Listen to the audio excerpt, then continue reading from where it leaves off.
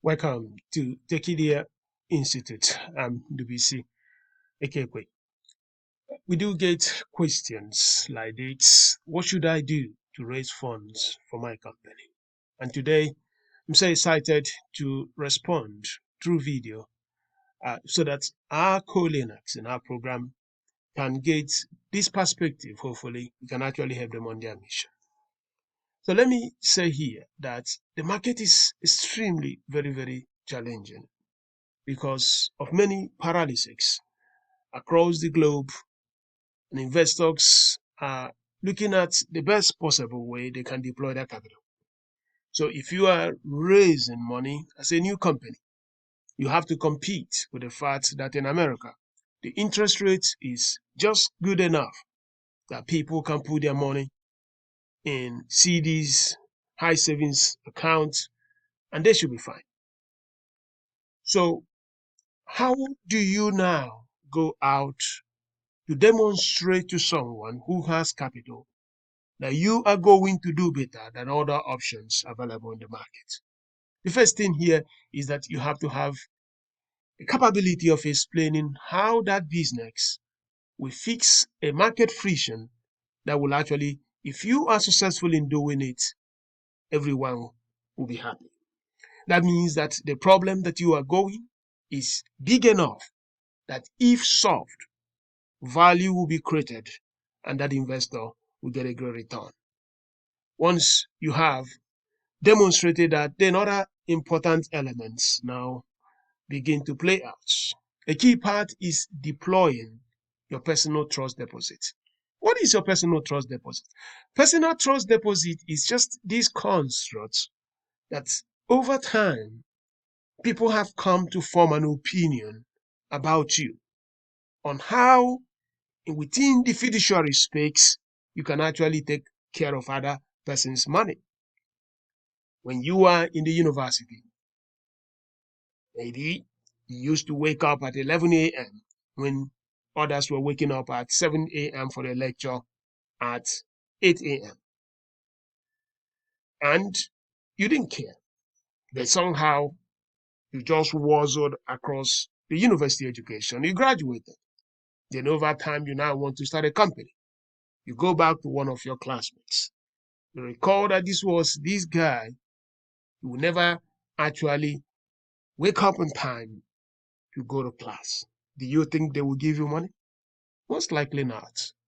Because what you have demonstrated, even when you are not looking for funds, you have not helped in building that personal trust deposit. Or maybe you work in a bank, you work in a company, and you bought the best possible car for your grade. You're spending a huge chunk of your money living in the best possible neighborhood. Most of your friends were making better decisions. Today, you're looking for capital so that you can put it in a new business.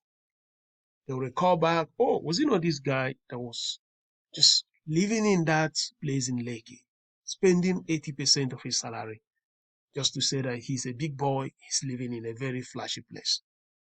How do I know that if I give him this money, he will not be flying first class?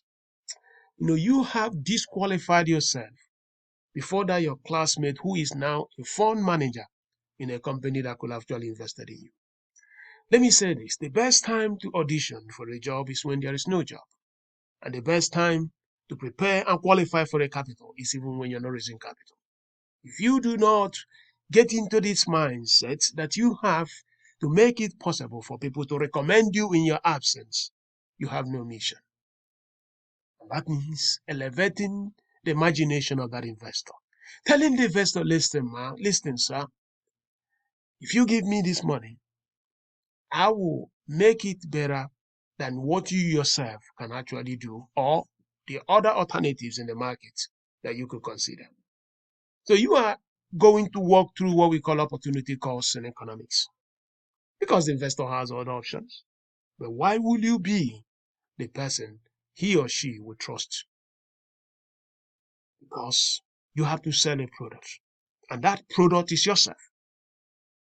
And that selling must be self evident that you are saying, I have this can-do attitude that no matter whatever it will take, I have an unalloyed commitment that is, I will deliver. It's not about getting money from people and you just run away, say we tried our best, or you relocate to Canada, you relocate to US, you abandon your investors, people give you money all of a sudden, you are living large, people give you money all of a sudden, you say, hey, I'm so sorry. Yeah, story, story, story, story. You don't know that they have taken money from their retirement accounts. You don't know they have risked their daughter's school fees because of you. And you are now trying to justify that, hey, I relocated to abroad, I did this to London, this nonsense. It's all about having that relationship. And it's all about your weddinality and your personality. As you build that fundraising narrative, connecting the cause, the mission, and the purpose, people go back to that trust capital. You could have gamed them, they gave you money, you left Nigeria, moved to London, and then you abandoned them. But you've also shut down the possibility of the future because they will never forget. So, to raise capital, little things matter. How can you come up and tell people, this is what I want to do? And men and women can be mobilized and they say, we'll go with you. Because over years, when you never asked for capital, you built, deposited enough trust in them that they will go with you. This is the most important product, and that's what builds companies. Thank you so much. Tekidia Capital, Tekidia Institute, WCK.